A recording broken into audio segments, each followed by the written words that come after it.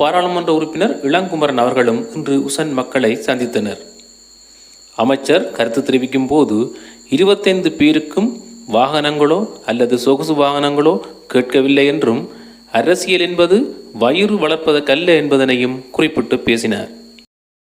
இந்நிகழ்வில் பெருமளவான மக்களும் கலந்து கொண்டிருந்தனர்.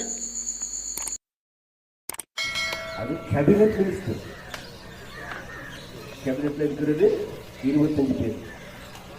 அந்த தோளோட சேர்த்து அந்த குமார நம்முடைய ஜனாதிபதியோடு சேர்த்து 26 பேர் தான் கேபினெட்ல இருக்கு.